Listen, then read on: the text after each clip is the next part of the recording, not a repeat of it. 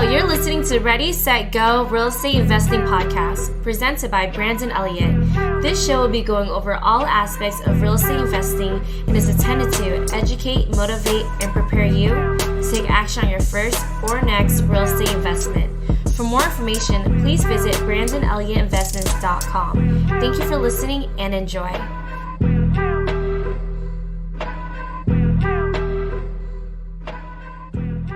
Welcome back, everyone, to Ready, Set, Go Real Estate Investing Podcast. I'm your host, Brandon Elliott. Today, we have a special guest.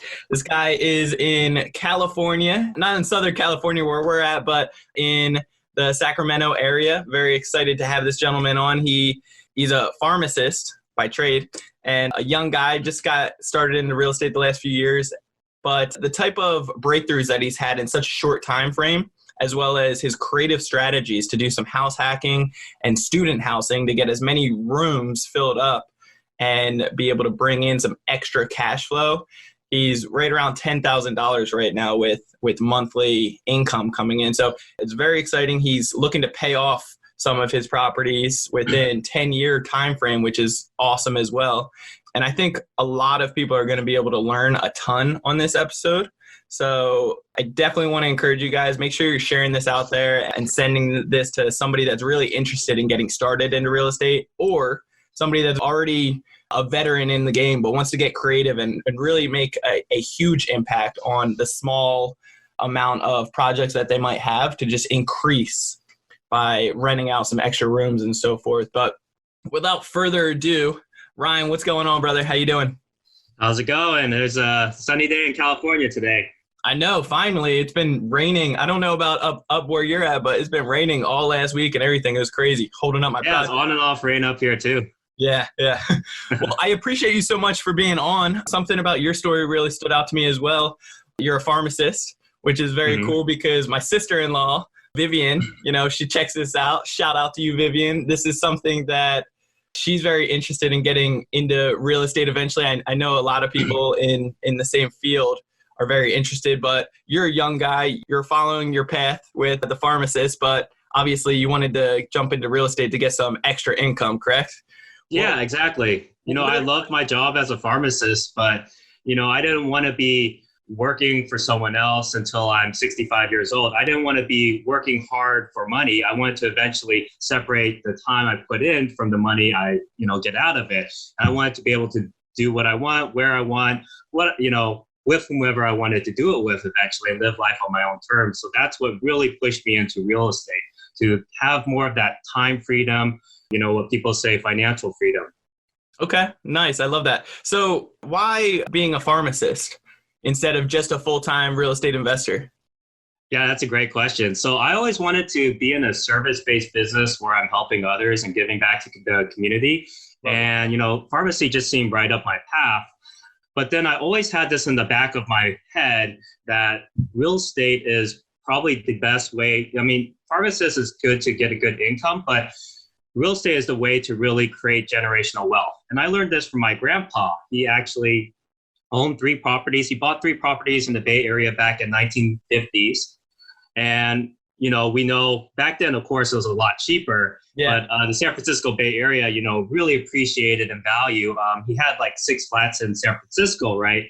And he was able to sell it for eventually a couple $1 million.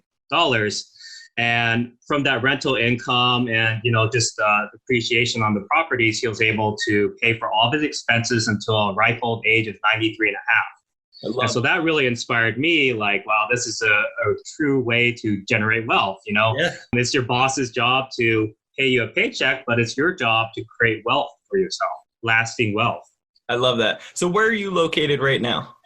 I'm in Sacramento, California. Okay. But my investments are in Stockton, which is about an hour away or so. Yeah. So you live in one area, but you actually invest about an hour or so away. That's right. Yep. So why the different area instead of your backyard, your neighborhood?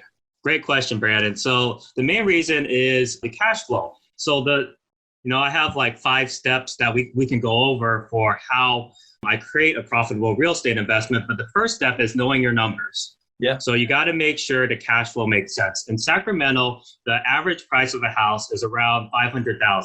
400, 500,000. And so to get cash flow on that, you have to be making a good $4,000 to $5,000 per month, or at least to get a good amount of cash flow. Yeah. But if I were to invest in Stockton, which is an hour away, you only need $2,500 to $3,000 per month in cash flow in rental income to make a pretty good cash flow stream. So that's a lot easier for me to do. And so I was able to do that, and it made a lot more sense to just go, to Stockton, set up the system. It takes maybe a month or two to set up. And then once it's set up, I can basically just chill in Sacramento and, have the rental income coming in. And I don't have to go down to Stockton and do repairs and all that. I have other people for that, right? Yeah, that's what it's all about. So most of our portfolio is about 2,500 or 3,000 miles away in Ohio. And everybody always can't wrap their head around that. Well, how do you do that? Yeah. How are you checking up on or how are you doing maintenance on the property? It's like, I'm not doing those things. And because if you really want to scale, you do need to leverage that stuff out. So it's awesome that you've kind of found that and you're moving into that direction. So before we jump into the full 5 breakdown, because I know that you have some awesome steps that break down, 5 from beginning to end, how you can actually set yourself up for success, just like you have. But, how old are you right now? I'm 27. And how old were you when you first got that first property? I was 23 at the time. 23. Love it. Okay. Now, when you got that first property, what was the time frame like? Like when the light went off in your head, like, okay, I'm going to get a real estate property. I'm going to get an investment. What did that look like for you? And what's going through your head, and how long did it take you until you finally got that property? I guess what was going through my head during college time, I actually saw one of my friends do this. He house hacked. He basically lived in the house for free and rented out to other of his college buddies, right? And so he was able to generate equity on that house. I was like, hey, I could totally do this, right? In fact, I could do this and try to expand on it. So what I would do is I would actually create extra bedrooms. I would put up some drywall, right? I would make an extra living room or family room and turn that into a bedroom, because students really don't need all that extra space that like a family would need, right? So they just need a place to sleep and study, right? Basically. So especially in that area, I've noticed anytime when I visit, those houses are really set up for like families, like big families. There's a lot of space. Exactly. For the most part. I'm sure that's not every neighborhood, but a lot of And then, part of it is just repurposing that extra space, right? Sure. And so that's what you did with the properties when you first got them. But what was that time frame like when the light went off in your head, like, I'm going to get a deal? And then when you actually closed on your first deal, was it a couple months, a couple days? I would say, after I graduated, I wanted to get started as soon as possible. So back in 2015 was when I graduated. Cool. I had the pharmacy degree, and I just worked a lot of overtime. I had some mutual funds saved up from my jobs in high school. Okay. So I was able to put a sizable down payment on the first house. I think I did a 10-year mortgage on that. And, 10-year mortgage. So why a 10-year mortgage instead of like a 30-year typical? That's a great. I really wanted to pay it off. Honestly, I had this idea that I would pay it off and then I'll have all that money in cash flow. But I actually made a lot of mistakes on my first house. I did lose quite a bit of money. And, I did kind of struggle with that. I was a little bit depressed, like, okay, this is not working for me right now. What's going on? Right. But that's part of the process, right? So the first mistake I made was not doing a sewage line inspection. And you could do this during the escrow phase of the house, and it only costs a couple $100. But what happened is I got a call from one of my tenants. He was like, dude, Ryan, we got an emergency. There's sewage backing out of this kitchen sink, and now it's all over the kitchen floor. And so I was like, oh, shoot. This was at like 11 p.m. at night. I was like, oh, man, what do I do? Yeah. So I had to call like 5 different plumbers. No one was picking up until I finally found someone to come over who was willing to come over at like midnight to sanitize everything, because first you have to sanitize it. I also had to put in eventually a sump pump to, pump out some water out. And then I had to eventually, what we did is we stuck a snake down the pipe, the sewage pipe, which is a camera, basically. And then I don't want to get too technical, but basically it found some breaks in the sewage piping. And we found we had to replace the whole pipe, and that cost $6,000. Wow. So yeah, lesson learned. Yeah, right? good times. Yeah. So yeah, I mean, some simple things you could do, like just doing the sewage line inspection during that escrow phase would have saved me a ton of money. Yeah, it would have been like a couple $100, right? Instead of yeah, exactly. Or 6,000 in the middle of the night. Yeah, in the middle of the night too. But it costs even more because, the sanitation costs, several hundred. The sump pump another couple thousand. So yeah. Good times. Yeah, right? that was my lesson learned. It was a 100-year-old house too. So after that, I realized maybe I should be looking for newer houses. So yeah, did you regret that old style house, or So that's the thing. The due diligence a little bit more. Make sure that you get all the inspections, right? Exactly. So it was a learning experience, but I was also a little bit lucky that the house appreciated in price. And I bought it back in, I think, 2015 or early 2016. And so it actually appreciated $60,000. So all the money that I did lose, which was eventually calculated to over, I would say, $30,000, I was able to make all that up in appreciation on the property. So that really comes down to understanding your location. Some people would say it's luck, and maybe in your situation it was a little bit of both, but it's really identifying and investing in the right location, in the right area that will appreciate, because you're either going to get a ton of cash flow in certain areas, like Ohio, ton of cash flow, very little appreciation. And then in your area, usually it's low cash flow, but high appreciation. But you got creative and you stepped outside the box to make sure that you could fill every little square inch of the place, bring in more cash flow, and you're taking advantage of the appreciation, which is awesome. You're double dipping, which is cool. Exactly, yeah. And I actually looked up the prices on how much I could get on rentometer.com, which, by the way, it's a really good site to estimate your rent. Sure. And it said I would get around $1,500 for all these houses. But I'm actually getting, if I have a 4-bedroom house, I'll get around $2,700. And if I have a 5-bedroom, I'm able to get $3,100.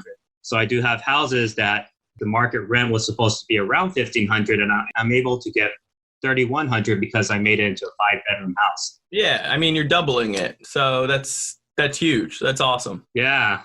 And so what is your mortgage on these properties, just roughly?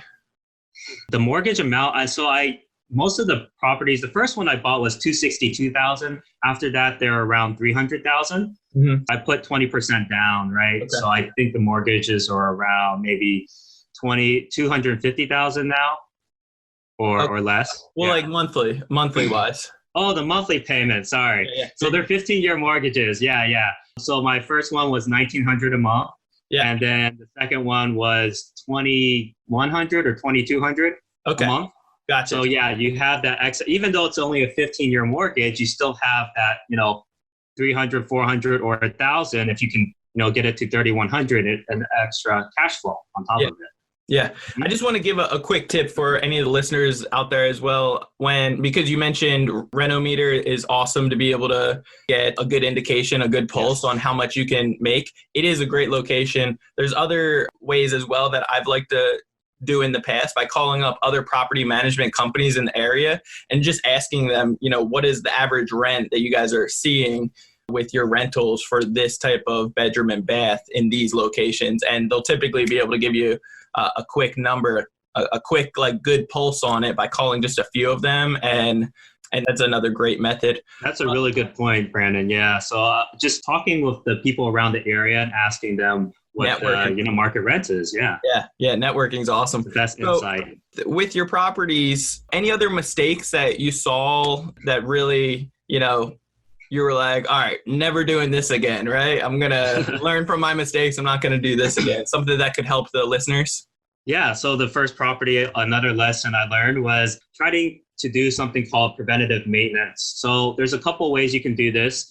And one is making sure there's not too many trees that overhang the house, because the pests can actually climb the trees, go across the branches, and then hop onto your roof and get into your house on the roof. So I actually had rat and squirrel issues at the house. And just by trimming the branches, I was able to basically stop the whole problem, right? Wow. I also boarded up some holes on the outside of the house, and that, of course, helped out as well. But the main thing was trimming the branches or trying to get rid of trees where I could. The other thing about trees is they can also dig roots into your pipes, your sewage pipes, right? And so that was one of the major problems I had. Another thing I learned was to pour, there's something called, like I've used a lot of products and I swear by this one, it's called the green gobbler. And what you do is you pour it down your drains, like this kitchen sink, your shower drain, and that prevents a lot of clogs from occurring, so you don't get calls from your tenants and you have to call up a plumber and pay him a couple $100 to fix the clog, right? Yeah, so those are some great lessons I learned as well. Replacing grass with mulch, which is like bark, that saves a ton of money on the water bill, right? Yeah. And just maintenance on, cutting grass and so forth will help out a lot. So that's awesome. Yeah, all of that. Have you found yourself like a handyman that can get the work done properly and good communication, but better on prices with you yet? Yeah, no, exactly. So the thing is to shop around, try to come up with like 3 or 4 contractors, and then just see what they bid. If you have a big major project, ask them for a bid, right? Ask them to basically tell you the price that they would charge to get the work done. And then you can kind of compare prices. And then afterwards, you can kind of inspect the quality of the work or have someone else look at the quality of the work, right? Yeah. Make sure that you are doing like apples to apples comparison. Like in the beginning, I've made this mistake dozens of times by literally going in with several contractors and they're giving me bids on certain things that the other contractor didn't. And I'm like, oh man. So you really got to do apples to apples comparison. Oh, yes. Make sure you do your walkthrough first, check off everything that you want, handled and addressed, fixed, and then make sure that they're looking at the same list. Exactly. Get a little crazy. Okay, cool. So I do want to get into the 5 steps. First, one more question. When it comes down to your mortgages, are all of them at 15? I know you mentioned you had one at 10. Is that correct? The first one's at 10. Yeah. The other 3 are at 15. And really, the whole goal with that is just to pay them off as soon as possible. In 10, 15 years, your mortgage is going to be fully done, which is awesome. And you're so young that it's really going to set you up for tremendous power and success, especially with the appreciation keep going. So, I mean, that's great. Thank you. Yeah, I'm surprised how far, honestly, I'm surprised how fast it's grown, actually. Even on the first house, I bought it for $262,000 because it appreciated to around $320-something thousand. I was able to take out some cash or equity from that house to put it on the 4th house. Yeah. So I was able to buy the 4th house a lot sooner than I would have otherwise been able to.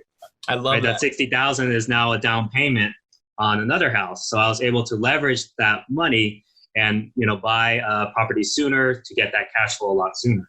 So you did a HELOC, home equity line? HELOC, yeah, home equity line of credit, yeah. Cool. Very cool. Okay, awesome. Okay, so we covered mistakes, which is awesome. So the listeners, won't make those mistakes and can learn from ours, which is awesome. Gave some tips in there and kind of got the breakdown of your process so far. And your strategy is basically to purchase these properties, get them on short mortgages, 10, 15 years. And so the monthly payment will be higher than what the normal rent would even be in the area. But you get creative to make sure that you can fill every square inch of the property and low monthly expenses. And then it really just sets you up for getting that additional cash flow and paying off your property a lot faster. Yes, exactly. Okay. And I think one key here is you do have to check with your local city laws and call up the City Planning and Development Commission and then ask them, is this okay? Can I do this? Can I have multiple students stay at one house? Most of the times, actually in most states I found for my students, because I do coach students, they found that it is still allowed. Because, a lot of colleges have off-campus housing. So it's kind of like a de facto thing anyways. If the city weren't to allow it, then, it would be tough for students to find off-campus housing. I'm so glad you brought that up because it is such a key factor in my area of Ohio that I invest in. One of the key factors that kind of let me know, and it was like lights going off in my head, was I found out just when I was looking over there that the famous Catholic university very close by, they were growing so fast they didn't have any room for and a lot of the students. So the juniors and seniors had to actually get off-campus housing. Yes. While they're like building up all theirs. And that was a huge indication for me. But I found out later on that the city, they had some law that, you know, you couldn't live with other people that like weren't your siblings or something. And there was a certain limit of how many of how many people could live in the same household that weren't siblings. So yeah, it's very crucial to know those laws. Luckily, they're not like enforcing it really. And I only have one housing that kind of is very close to that border. Yeah. But it definitely is a little bit of gray area in some cases because, you know, people are doing it and it, you know, it's kind of necessary because they can't say, you know, everyone has to move out now because they do need off-campus housing. And it is a huge market because you are providing something at half the price of the university. So you're providing affordable rent to college students. You know, we're charging maybe $500 to $700 per month for the room, right? And they get a lot more privacy. They get more room in general than the college dormitories. And they don't have to pay full meal plan. And so, you know, it makes a lot of sense for a lot of them, especially, you know, like you said, juniors, seniors, and, you know, professional students.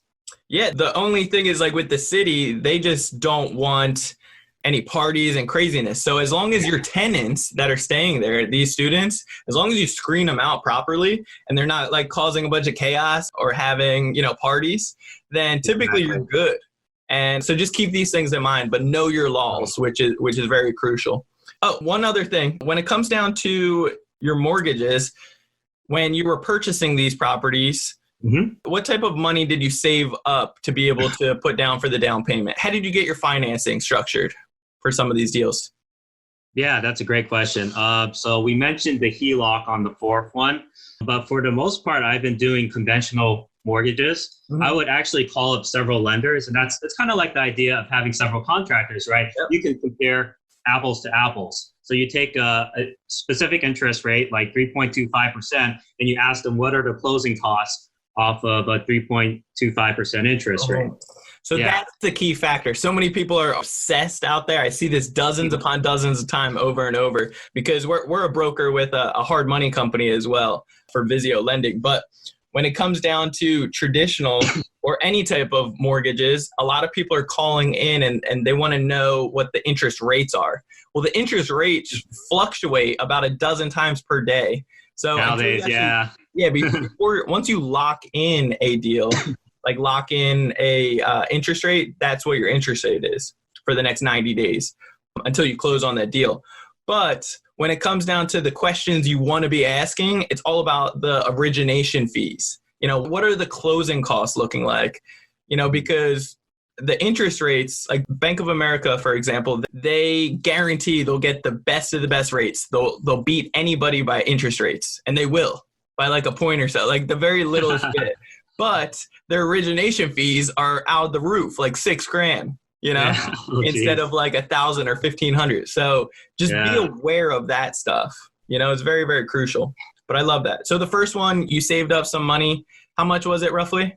The first one, I actually put a sizable down payment on it. I believe it was like 80,000 or so because my idea was to pay it off as soon as I could. But I did save up. I did work a lot of overtime, and then I did save up from the mutual funds. And the economy was, you know, pretty good at the time. So I actually saved up quite a bit through that. I think it was 11% return or so.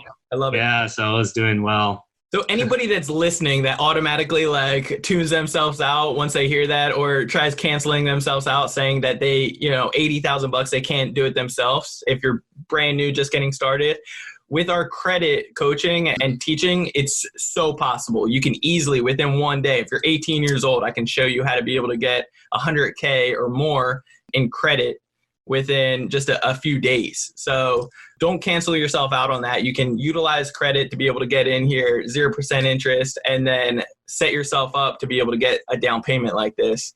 And there's other ways. You didn't need to fully put that much up. You could have probably got a little bit less. I could have leveraged it further. Yeah, definitely. Of course. But there you go. Yeah, there's plenty of ways out there. Yeah, I love your strategy though by putting a sizable down payment, like a safe bet down, and then shorting your overall time frame 10, 15 years. That's huge. That's awesome.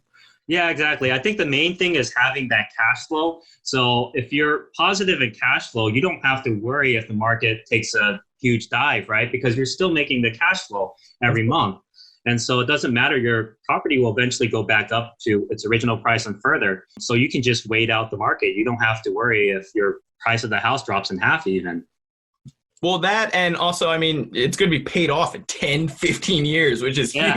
Most people are like just at that halfway point, and it's all been interest till that point.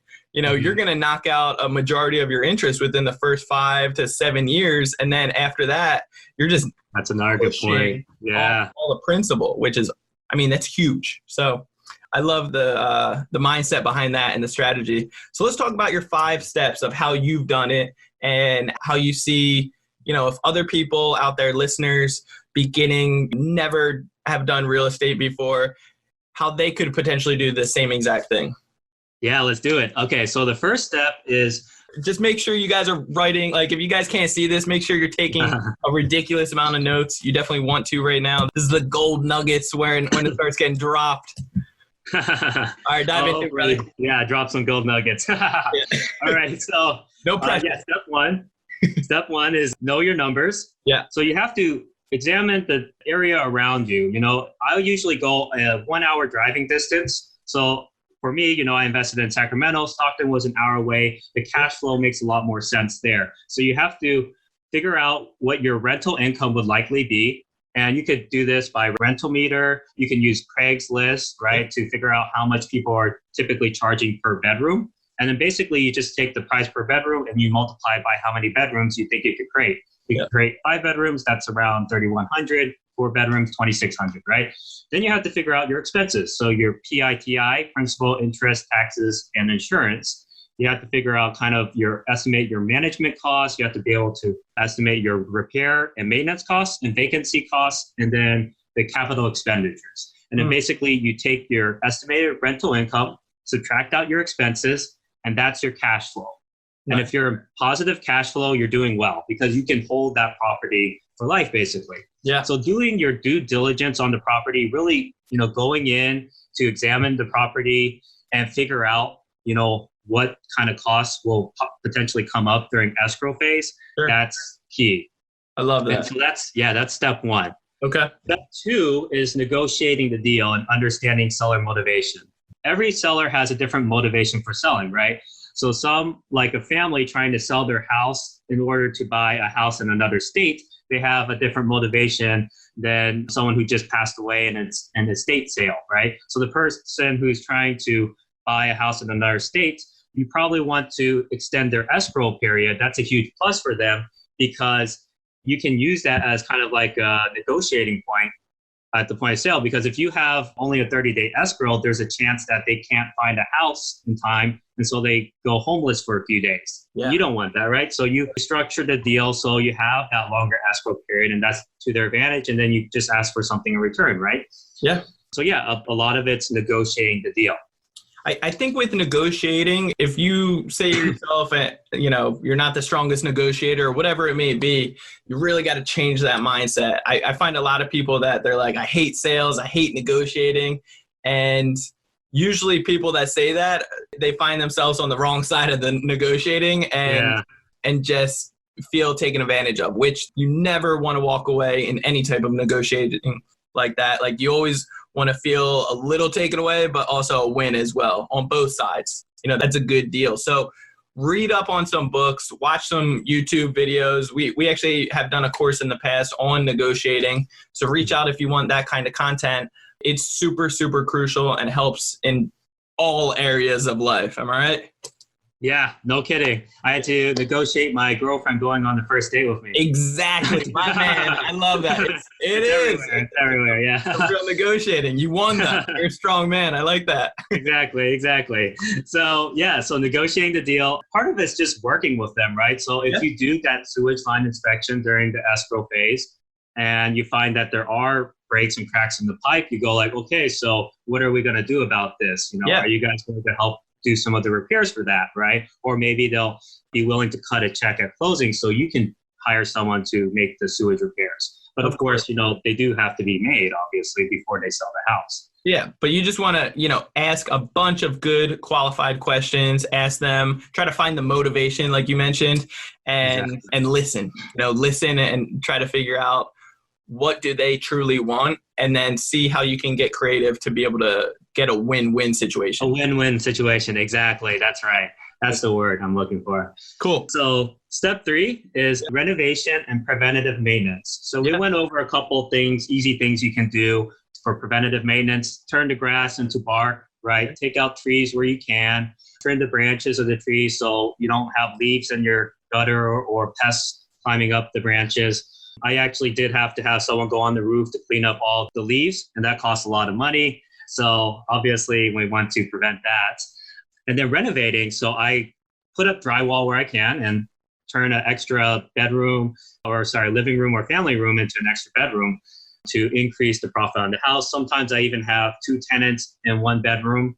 And so they have a shared bedroom. They pay slightly cheaper rent, maybe like $450 a piece, but it's, $900 for that room at the end, right? For me. So what would that room normally rent out if you just put one person in there? Normally it would be around $620. My average is around $620. Yeah. So instead, drop it just a little bit, $100 or so, and then you can put 2 people in there and good to go. Yeah, exactly. Drop it, play around with it. Drop it 20%, see what they say, or 10%, see what they say. Yeah, but couples, especially, this is really great. Couples usually want to share a bedroom, so you just you say, hey, I can offer you a cheaper price. You guys stay in the master or whatever, and then there you go. You have increased rent that way. Yeah, I love that. That's so good. Yeah, there's several ways you can increase your profit and reduce your expenses. Well, by reducing your expenses, you increase your profit naturally, right? Yeah, I like that.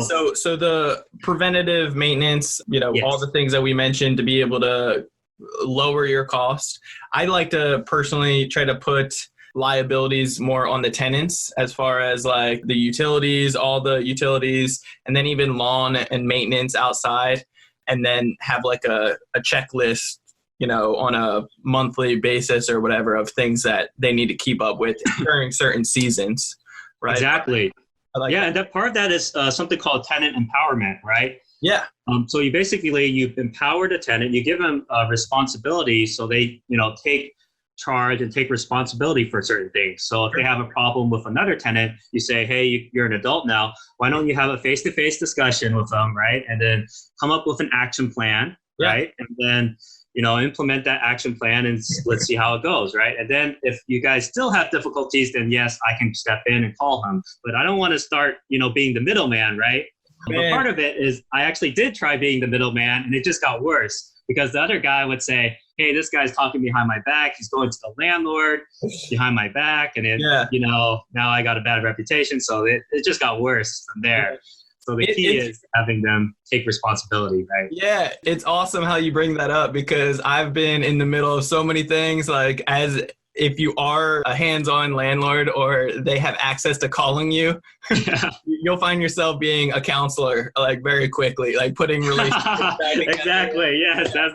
So it is crazy the stuff that you'll find yourself into. And if you don't have the patience for that, you definitely are going to want to build on that or hire that stuff out, hire the property management out because you will find yourself being a counselor. Exactly. So just having preset things that you would do if something like that comes up to and having that system, you said.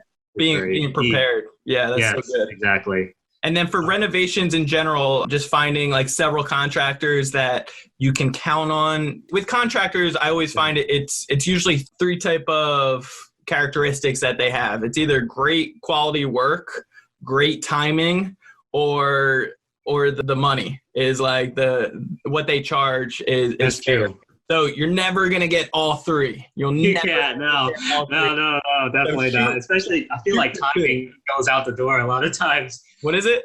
Timing goes out the door a lot of times because you have to really make sure they finish their work within that time frame because they do usually have other projects that they're doing. And a lot of times yours might end up on the back burner if you don't get on, keep making sure, calling them up and saying, hey, how far is the project going? Can you give me some updates, right? Yeah.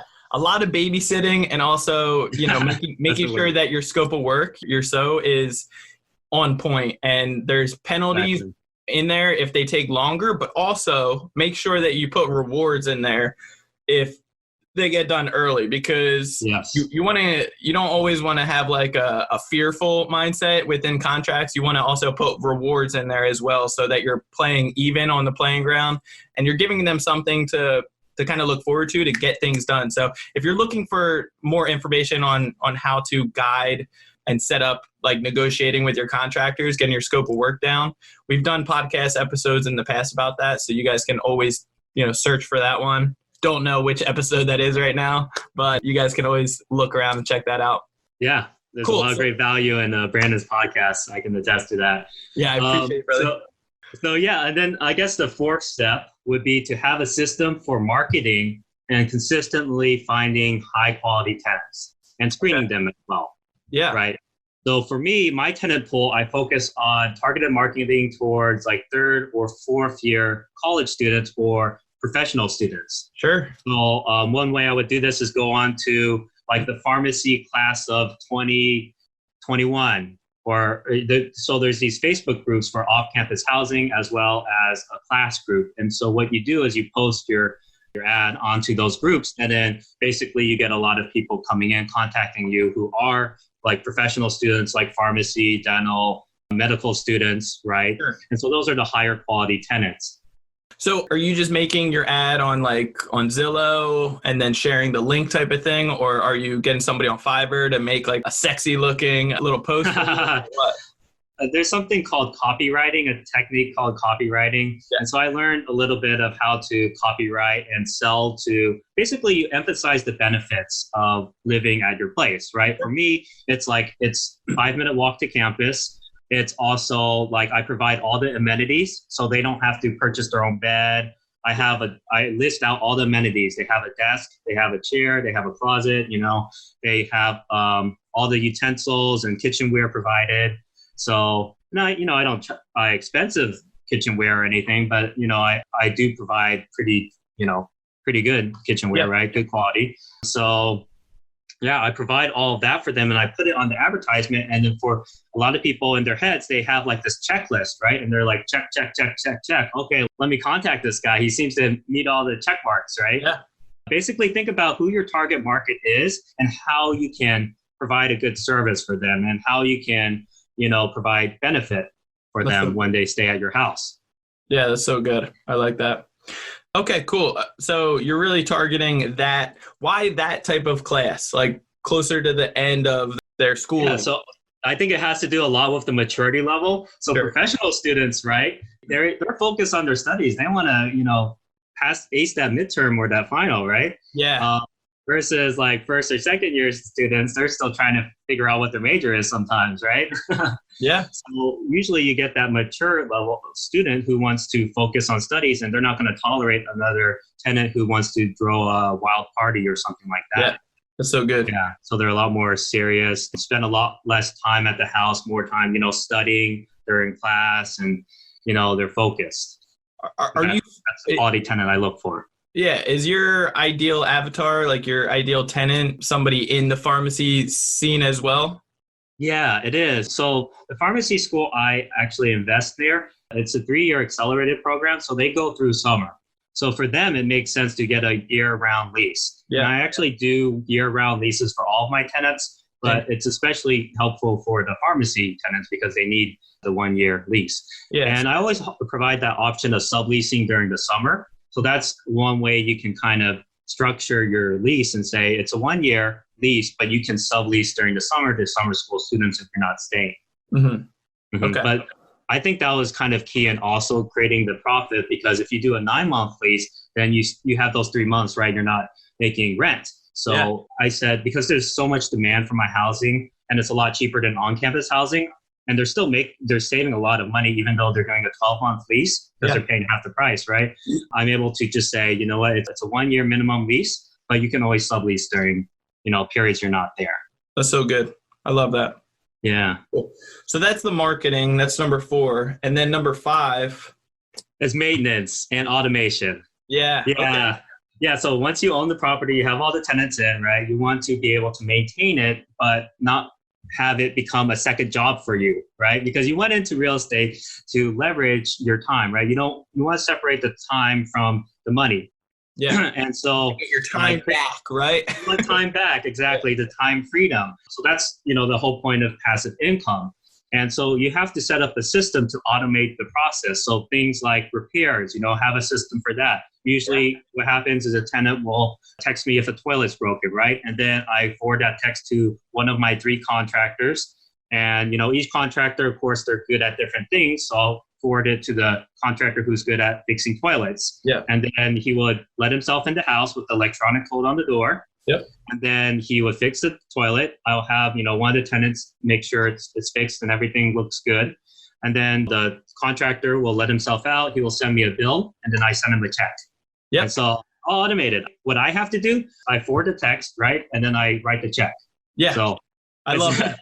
Yeah, we set up ours very similar, and we write it in the lease so that there's no excuses that this is what is to be done when, any issues come up. So the tenants know that they need to send a picture of what the issue is and give a detailed description, a text message to me, and then afterwards call me within the next 5 minutes to make sure that I received it. And then at that point, I will connect my contractor with that individual to make sure that they can schedule it and get in there.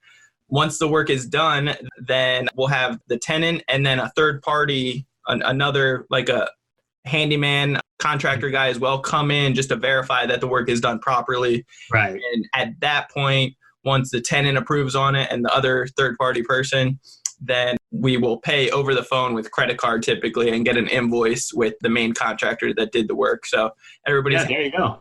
Yeah, the best way to do it is have another contractor check it because they know what to look for, right? Yeah. Sometimes I do that. Yeah, when I have 2 contractors working, I have them just check each other's work basically. Exactly. Yeah, so that's so good. I love that. So just setting up those systems and have it written down so the tenant knows exactly what to do, you know what to do, and it's very limited amount of stress on anybody, right? It's very easy. Yeah, exactly. That's so good. That's key. That's really key. Cool. So any other tips or maybe even pain points that you might currently be going through that you're like, hey, in the future, this is what we're working on to make a little bit better? Oh, that's a great question. I mean, right now we're in this coronavirus pandemic, right? Yeah. Who would think the 2 biggest things you would worry about is getting toilet paper and finding someone to give you a haircut, right? Yeah. Let me know if you need a cut. Let me know.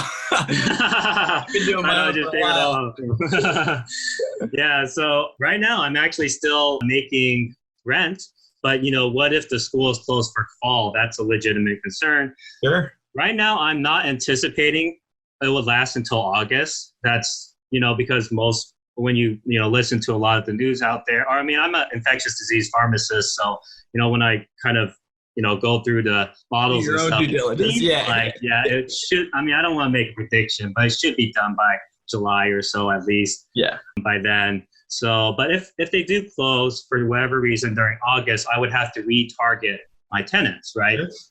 So I always have kind of a backup plan. In this case, I would be looking for more like medical student or medical people, personnel. So like doctors, nurses, physician assistants, lab techs. Yeah. They would all be great people to rent out a room to. Sure. And it would be a lot cheaper rent as well. I've actually already had, when I was marketing, I've had lab techs contact me.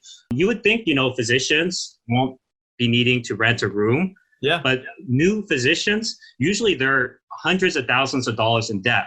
So if you think about it, they make a lot, but their take-home pay is a lot less because they're paying, a student loan that's like $3,500, $4,000 a month. Yeah. And so that takes a huge chunk out of what they can buy. They can't buy a house with that amount of debt, right? Yeah. It's very difficult. They don't have enough take-home pay for that. So a lot of them are still renting out apartments or, a room or part of a room of the house.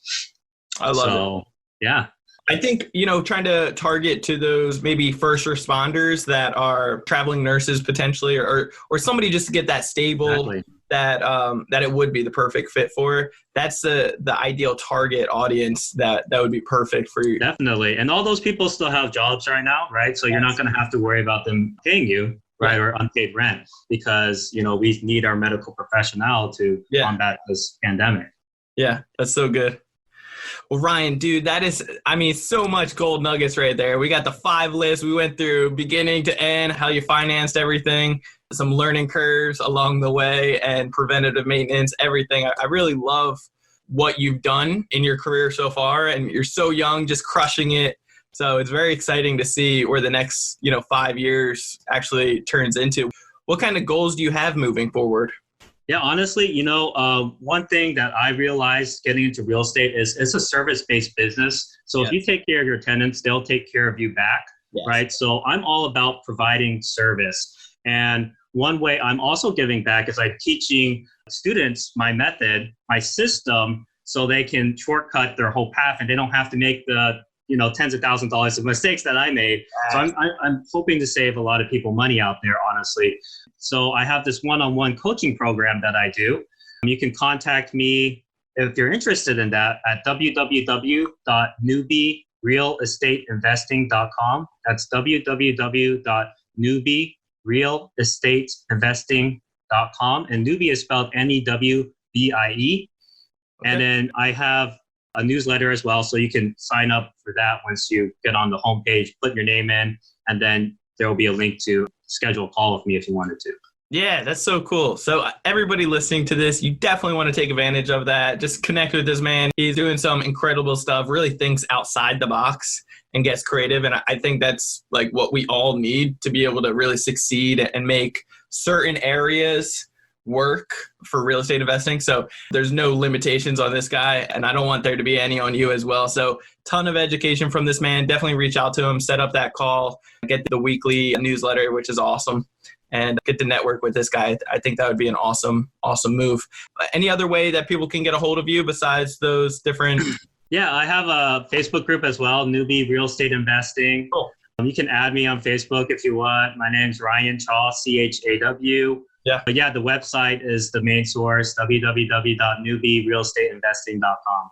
Love it. Love it. Ryan, so you just gave an hour of your time to everybody. What can the listeners as well as myself do to give back to you? Just get started, right? Like take action, start looking at deals, start analyzing deals, get in contact with me, and I'll see if we can work together and help you out.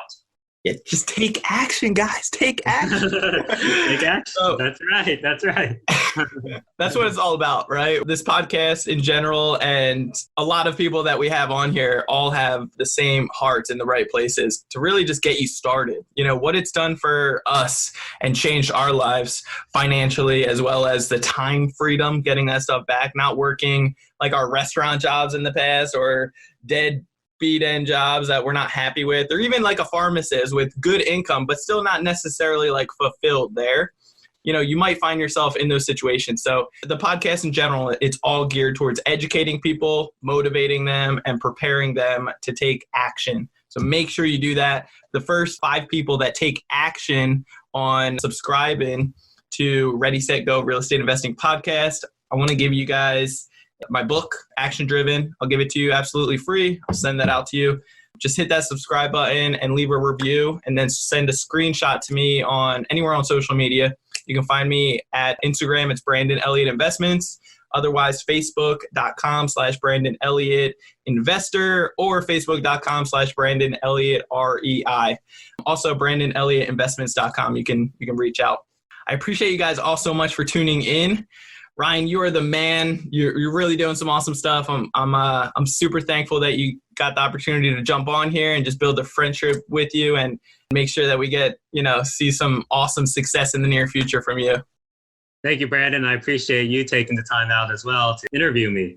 Of course, brother. I appreciate you guys. All right. Till next time, make sure that you guys hit that subscribe button, tag somebody in that needs to see this, share it out there, and leave a review. Let me know what you guys think, and reach out to me. We'd love to connect with each and every one of you guys and send you this book absolutely free.